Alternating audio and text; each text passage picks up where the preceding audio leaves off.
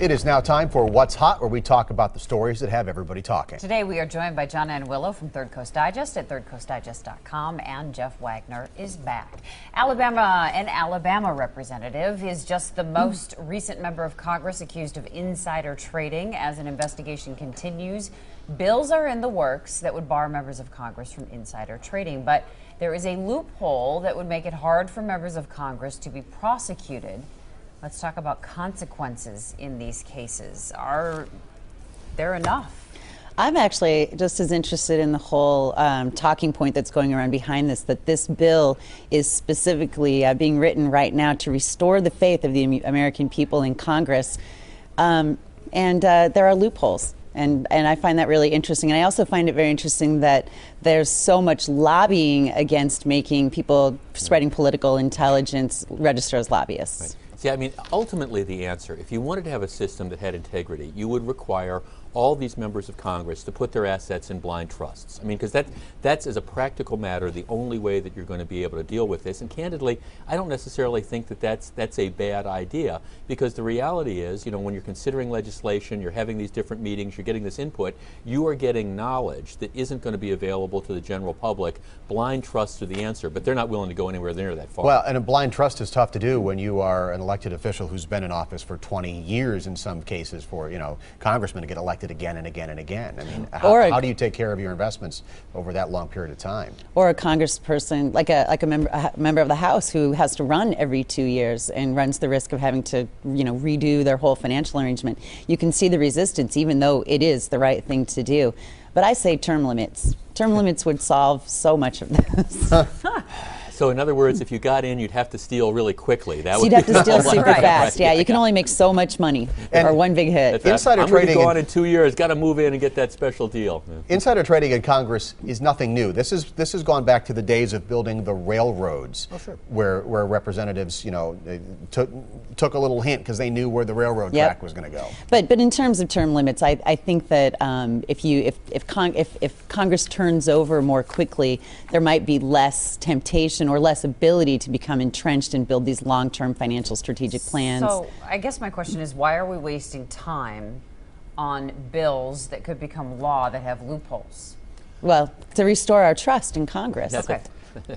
That's exactly right. I feel much better. Yeah, I do too. I mean, it's sort of like what we've been doing on drunk driving in the state for years. Here, we're going to pass some law because we want to appear that we're doing good stuff and we want to pose for holy pictures, and then everybody says, hey, it's no different. We really haven't done anything. Yep. All right. Yeah.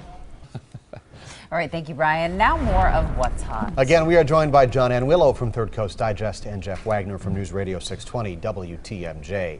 All right, the governor of New Jersey flying flags at half-staff for Whitney Houston's funeral on Saturday. She was born in Newark. Governor Chris Christie says he wants to honor her cultural contributions to the state. The decision not sitting well with war veterans who say it's unfair to compare Houston to someone who died for their country.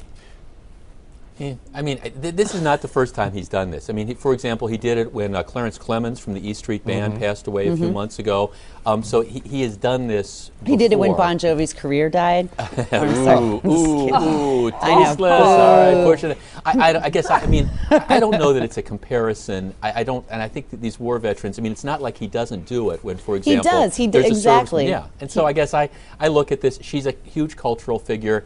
I don't have a big deal with this one way or the other. I actually sort of object to that specific objection. He is flying flags at half-staff for the vets from New Jersey who have passed away.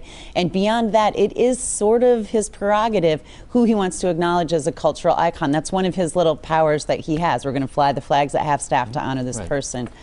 It's much ado about nothing. Yeah, I agree. And I think, you know, if you were to take a poll of New Jersey residents, I think the vast majority of them would probably support something like this because, you know, she was one of their native sons or daughters. So, yeah. Does he anger his conservative base in doing this, Jeff? They'll get over it.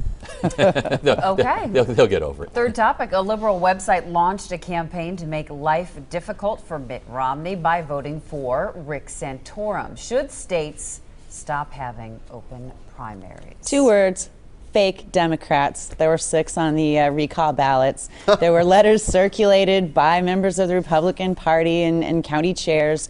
I guess it's just a practice of politics as usual now. So Does an open primary cure that? There will always be ways to get around it. What we need to do is we all need to start behaving ourselves. Acting like adults? Well, Yeah.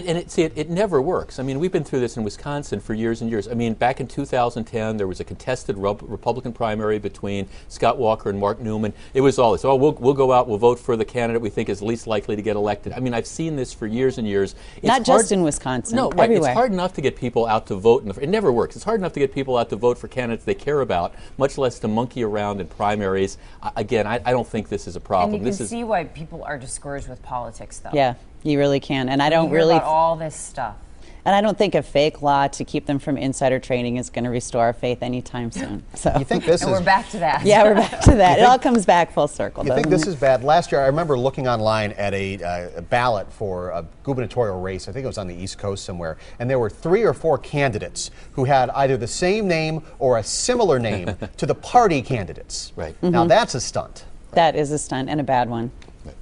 Or if you've got, sometimes in Wisconsin you see it where you have people who have very, very famous last names who then end up running with the idea that they're going to be mistaken for, the person who really had earned that stuff. You see that a lot too.